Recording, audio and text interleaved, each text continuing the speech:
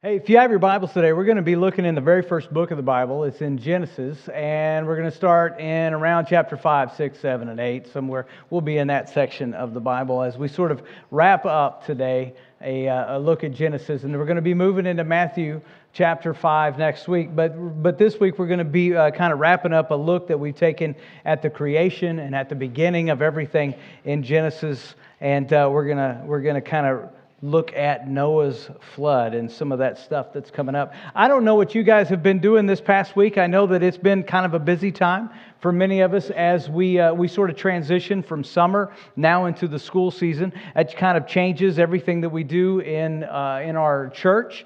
We start ramping up some ministries that are going to kick off as the school starts. We're going to have our children's ministry and our youth ministry and those kinds of things get going.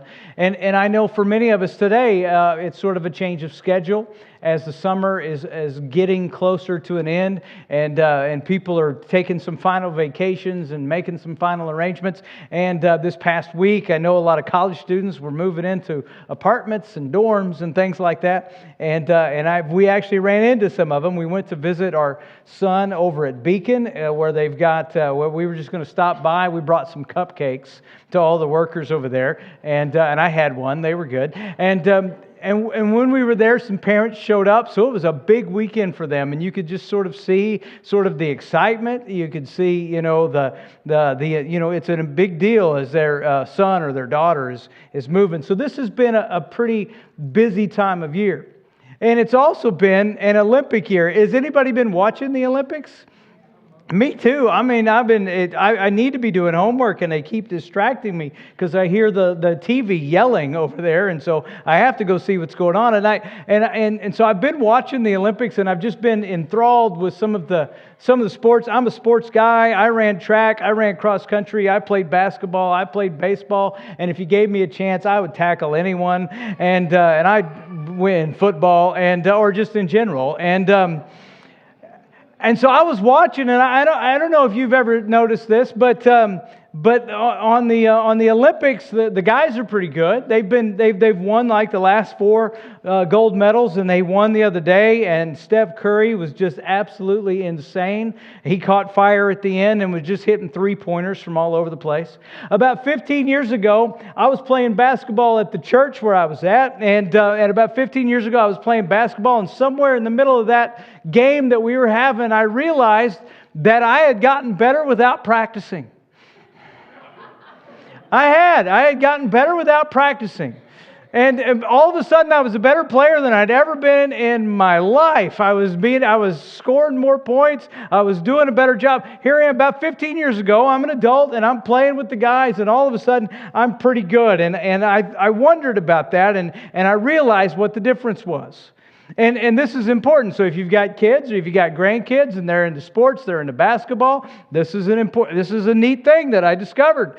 I discovered that if you'll watch players that are really good, you'll get better. If you'll just watch, I had spent the last couple of years leading up to that playing with the guys. I had spent the last couple of years on the sideline of JUCO, of junior college basketball, watching these junior college guys. And they're junior college, so they're freshmen and sophomore, but they're still 7 feet tall, and they're still really, really good. And so they're playing this ball, and I had spent the last couple of years right on the sideline at the table doing radio play-by-play and watching them play, and for some reason or another, it kind of rubbed off a little bit. Not that I could dunk it or that I was suddenly talented, but you pick up on little things when you watch. In fact, I've probably said this before, but I recommend to the high school students, if you want to get just a little bit better, go watch the state championships. Just sit there and watch them and enjoy that game, because you'll pick up little things and you'll learn little things. Because when I was playing basketball before, I already knew the rules. I already had opinions about basketball, but when I saw an example of somebody who actually played really well, it helped. I played just a little bit better. I played a little bit smarter because I'd been watching people that really knew what they were doing. See, I knew the I knew the rules, but I hadn't really paid attention to the examples. Most of us have opinions when it comes to the Bible. Most of us have an opinion when it comes to God, when it comes to right and wrong. And people will often refer back to the Bible and pull a verse out, and they'll support their beliefs, and they'll argue their case, and they'll argue their opinion. But I don't know if you've noticed this, but in the Bible, most of what you have there are stories. Most of what you have there are examples. You don't really have a list all the time of really very often of just rules, of instructions. What you have there is you have examples of people who have gone through life, of people who have followed God through some incredible moments. And when we just pay attention to the examples, it's amazing how much God can grow you. There's a verse in 1 Corinthians chapter 10, verse 11, where Paul was talking about the stories in the Old Testament.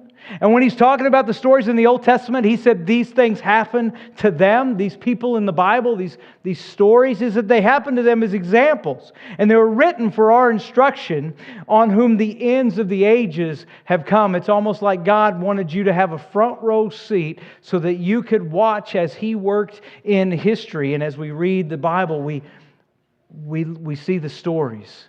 We get to watch the scene. And maybe more than all of our opinions and all of our ideas, when we pay attention to what God was doing right in front of us, how God was working through people, we start to pick up on little things that maybe we had not even thought of before. See, I would like to encourage you when it comes to verses and when it comes to places in the Bible like Genesis, where we have all of the debates that we usually surround ourselves with. We have all of the creation, the evolution, the flood, and all of those details. And we usually argue about those kinds of things. Those are important questions. But let's also pay attention to what God was showing us. See, it's not only important to consider what the Bible says, but it's also important to consider what the Bible shows us. Because when we watch what the Bible shows us, it shows us about ourselves. And God speaks through those examples. And He speaks into our heart as He connects us with what other people are going through, with what He had done in the past, and reminds us of what He can do in the present, and what He'll do in the future. God's going to show us a lot. And even in the New Testament, there was this moment where Jesus was trying to just pound this in to His disciples. Sometimes it's not just the facts and the figures. There was something He was trying to show us. I really believe that everything in the Bible was written down, was inspired by God. I believe that everything that we read in the Bible is there because there's something in that story or something in that passage of the Bible that God wanted you to know. There was something He wanted you to notice. And you even see that when Jesus is talking to His disciples and He's trying to pound this into them because they were stressing out over bread. They had forgotten to bring some and they were stressing out about it. Has that ever happened to you? You know, you go on a trip and you suddenly realize you forgot something, you left it back home and you're stressing about it. And sometimes it's pretty serious. I mean, I went to a Dallas Cowboys football game one time, drove an hour and a half and realized we had forgotten the tickets. Those are kind of important. That was back when you actually had to have the ticket. You couldn't just pull it up on your phone and show them. You actually had to have the one. So we had to make arrangements to go back. I mean, it's sort of a sinking feeling, and it's stressful when you realize you forgot something you meant to take. And there was this moment where the disciples forgot bread, and they were stressing out over it.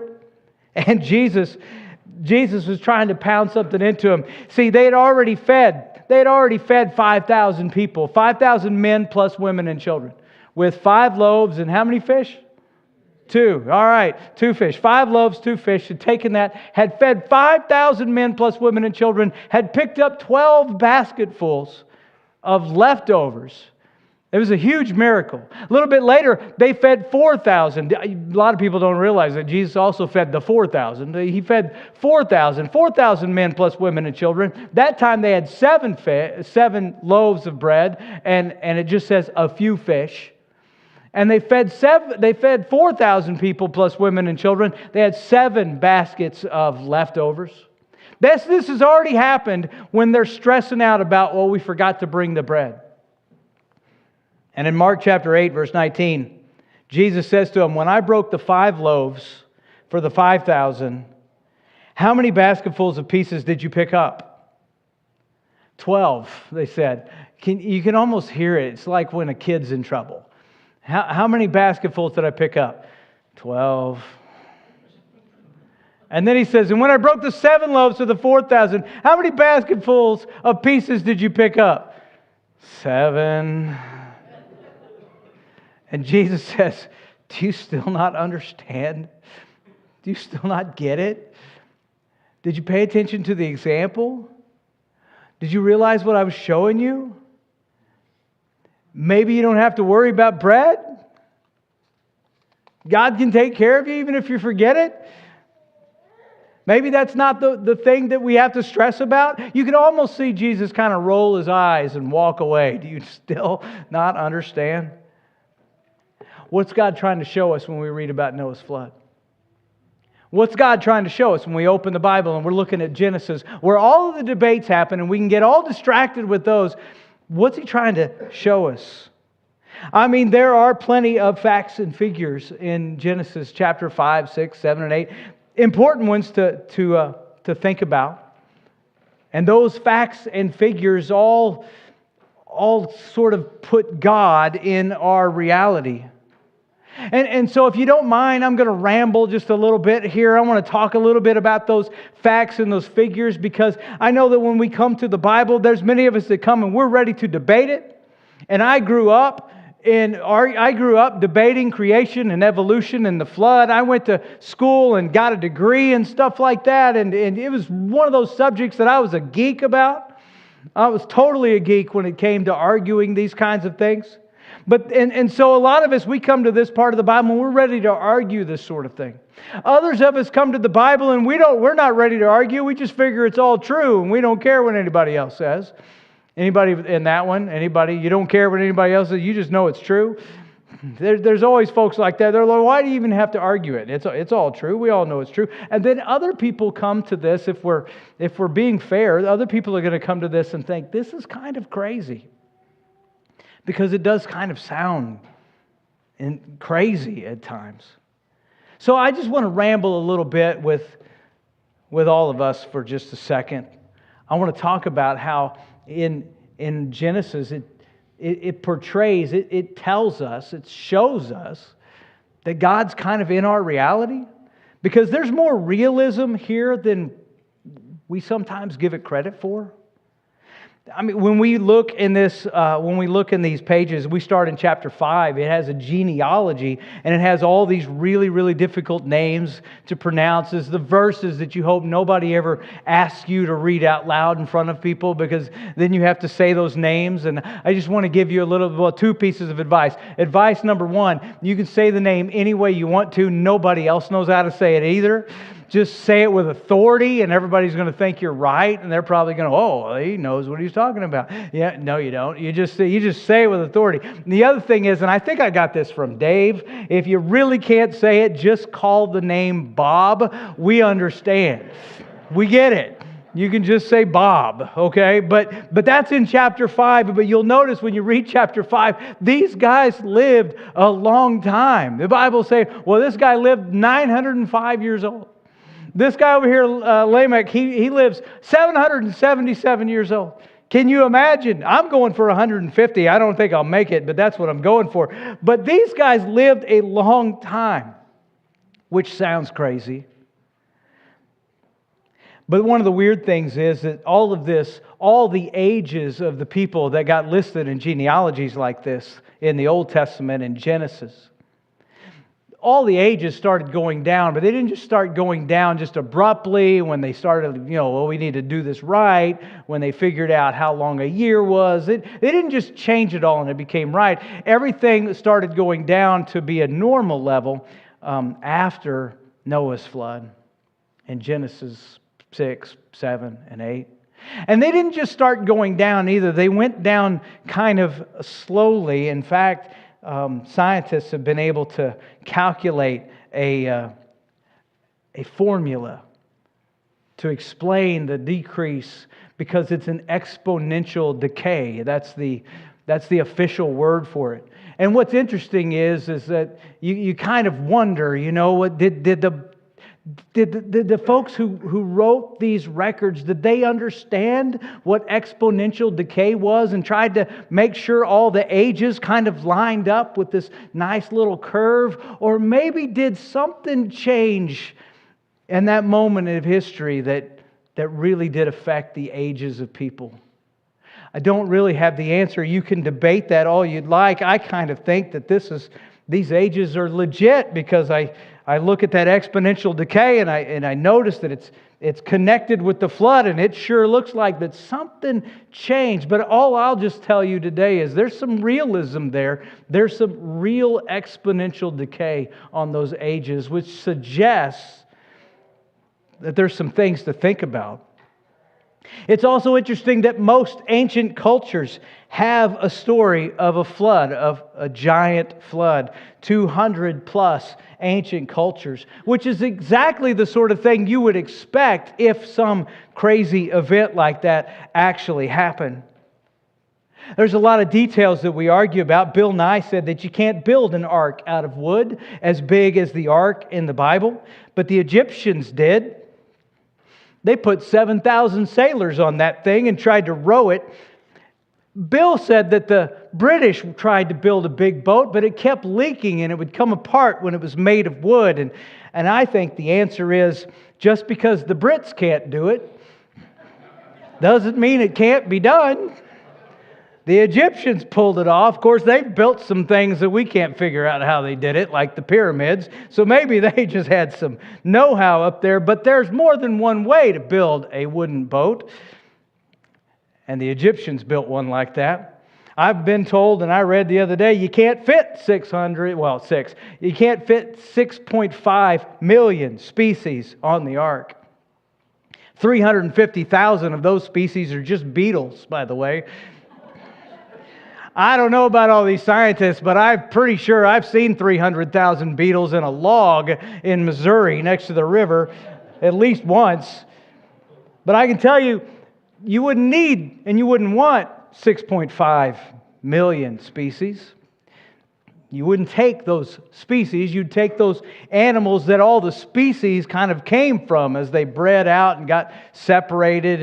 And we didn't start with all the species of dogs that we have. We started with one wolf-dog-like creature, and then it spread from there. You wouldn't need all 6.5 million even if you wanted to save every kind of animal on earth. But then there's the question of how widespread was the flood? Was it over the whole earth, or was it over a chunk of the earth? The Bible says it was over the earth, but when the Bible says it was over the earth, that particular word for earth also means the land. It also means ground. It's a really general word. It's not specific. And so when we translate it over the earth, it also means over the land. And so that doesn't necessarily have to mean that it was the entire planet, but it could have been a really large chunk of it. And so that somebody who was writing in Genesis would say that God flooded the whole land and killed everybody and all of the wildlife. But it might not necessarily have been the whole thing. And so we argue about that sort of thing because there's some interesting facts about all of that. There are some layers in the earth that seem to stretch over a big chunk of the earth, if not the whole thing. We some flood layers that people argue that this must have been laid down by a giant flood. And there is a giant flood. It's in the Bible in Genesis chapter 6. Scientists will tell you that there was a moment in human history when humans almost went extinct. And we see that in our genetics. And so they believe that there was what they call a genetic bottleneck, a moment where the human race almost went extinct. In fact, most of us human beings, even though we look a lot different sometimes between ourselves and someone else, genetically we're really closely related, which is interesting because there's this story in the Bible in Genesis chapter 6 where we almost went extinct. There's a lot of things like that make you think that the Bible was based on some real truth and some real history there. And there's more realism in this story sometimes than we realize. But in the middle of this story, you read this in Genesis chapter 7, verse 11. He says, in the 600th year of Noah's life, in the second month, on the 17th day of the month, on that day, all the sources of the vast watery depths burst open. The floodgates of the sky were open. And it says, and the rain fell on the earth 40 days and 40 nights. I don't know if you caught it there, but it said that water came up from below the oceans, not just from the sky. It didn't just rain for 40 days and 40 nights, but it says that the watery depths, that all the sources of the vast watery depths burst open, and the floodgates of the sky were open. Water came up from below the oceans and rained down too. There are sources of water below the ocean. There's also a volcanic ridge that runs around the whole earth. I looked it up on Noah's website, not Noah, the guy who built the ark, but Noah, N-O-A-A, the National Oceanic and Atmospheric Association that's ironically named Noah. And they said that on the earth there's this massive ocean ridge system. It's a continuous range of underwater volcanoes that wraps around the globe like seams on a baseball, stretching nearly 6,500 kilometers, and nobody knows what a kilometer is. It's 40,390 miles, and the majority, I was just joking about the kilometer, and the majority of the system is underwater. The most popular theory right now for how a flood would have happened that would have flooded the whole earth, that most popular theory, which has been modeled by scientists on computer simulations, has to do with the oceanic ridge, the volcanoes that are underneath the ocean, of them erupting and causing incredible amounts of steam to go up into the atmosphere, which then rained down and caused tidal waves that would have flooded the whole planet. It's been modeled on computer. It's been supported by some scientists who are Christians and believe that the flood was real, and people have debated those details. And there's just more realism here sometimes than we realize. But while we're in the midst of debating the details, while we're in the midst of all the debates, there's one thing that the Bible makes really clear that we can know, and that is that God is in our reality, that God is involved in this earth, that He's in our reality, He's in our presence. And the Bible says that people needed to deal with that. They needed to be right with God. They need to understand that He's in our reality. We need to make decisions about that. What's that mean for us? Because He's in our reality. When the tornado came through Joplin a few years ago, we took a youth group down there. We were helping a family kind of tear down the rest of their house, and we were just doing little jobs around there as we and a whole bunch of other youth groups were working that particular summer. And so when you do that, you get to talk to the family that owns the house. And the family that owned the house, they told us this story. They said that they were out playing in the yard, and they couldn't see. Oh, they had a hill that was pretty close to their subdivision. It was just right there, so you can't really see very far because that hill kind of comes up, and it was in the way. And they said, but they could see over the top of that hill. They could see debris in the air. And when they saw debris in the air and they knew that there was a tornado warning, they were looking around, they were trying to be watchful, and they saw the debris. And when they saw the debris, they said they ran into the house and they got under cover, and that saved them. You know, they didn't know everything about that tornado. They didn't know how big it was at that moment. They didn't know the direction that it was going. They didn't know the size of that tornado. They didn't know how much power it was going to have. They didn't know what it was going to do. There were a lot of details that they weren't sure about, but they saw the debris. When we look at the Bible, there's a lot of details that we're going to debate and we're going to talk about. Well, how does the Bible, how accurate is it here? How literally should we take it? And we're going to have those kinds of discussions, and those are great. And we might not have it all figured out. But when you look at it, you can still see some really important details. God was in the reality. We have to deal with Him. We might not have everything else figured out, but we can see that. He was in the reality. And you've probably seen Him work around you. He's probably tugged on your heart once or twice. He's probably spoken into your heart and into your life. And even though we don't have it all figured out, we need to deal with Him. We need to be right with Him. We need to follow Him. We need to grow. We need to learn from Him. Because of all the other details that are in the Bible, one thing it shows us is that God is here. He's been here in the past. He's here in the present. He's going to be here in the future. There's really no getting away from God. What are we going to do about God? What's our decision going to be? Well, one thing you see in these chapters as well is that you see that we need God. Something had changed and ages started going down after the flood. But at the beginning of the book, something else had changed. When you go to the beginning of the book, you realize that at the beginning, everything was great. We were connected with God. We had this great relationship. We were in the Garden of Eden. It was awesome. Human beings and could live forever. Everything was good. But then, as you read that story, we lost it. People turned away from God. We sinned. We got kicked out of the garden. And by the time you get to chapter 6, it's not going well. It's not going well at all. It says in chapter 6, verse 11, now the earth was corrupt in God's sight, and the earth was filled with wickedness. It says in the next verse that God saw how corrupt the earth was, for every creature had corrupted its way on the earth. You read a little bit farther, it's going to say that the earth was full of violence, the earth was full of wickedness. Left to ourselves, we didn't do so well.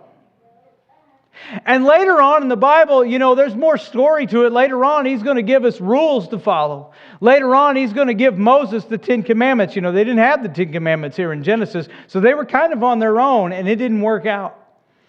It didn't work out. The whole earth was full of violence. Every inclination of man's heart was evil all the time. It had gone south in a hurry.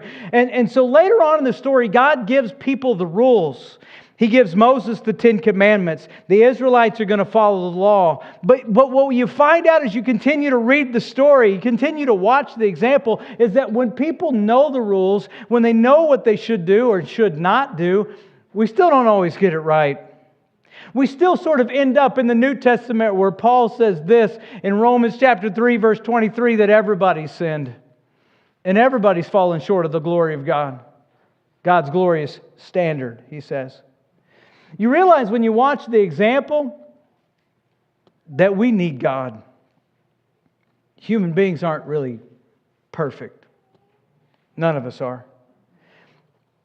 And you know, sometimes you know the right thing, but it's still a struggle. I know how to run, but I can't compete at the Olympics. I am physically incapable of breaking those world records. I don't know if you've noticed on TikTok and some of those videos online where you'll see somebody say, unfortunately, I was unable to qualify for the Olympics. And then it shows them doing something incredibly painful, usually. Trying to do a dive and belly flopping, unfortunately. Because most of us, that's just beyond our level. We're not going to be able to do that. And I can understand. I know how to run. I know how it works, but I can't do it. And I can understand what's good, and I can understand what's right, and I can know God's standard, but that doesn't mean I can be perfect enough to meet it. That doesn't mean that I can earn my way to heaven. And when you read the story of the Bible, you read that when people are left to themselves, it didn't work out so great. It didn't work out so great at all. So what's that tell us? We need God. We're broken a little bit.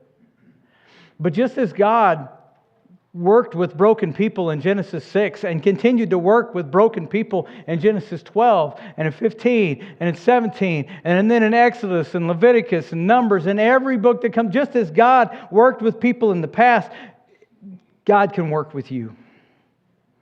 Wherever you are, however bad you've messed it up, God can work with you because we need Him.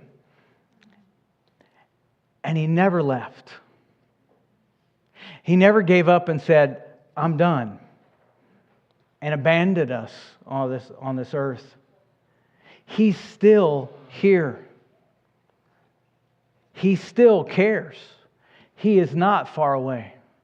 In ancient religions, and I mean ancient, like back in the time when people were writing the Bible, back in the ancient times, those ancient religions always believed that their gods were a long ways away.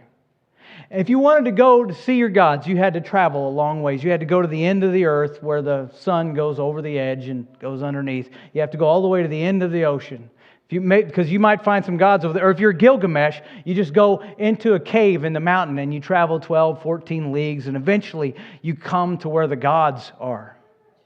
That is this concept that they're way up high on that mountain, or they're way out there at the horizon, or they're just way, way far away, or in the depths, the deep depths of the ocean. That's where you'll find the gods.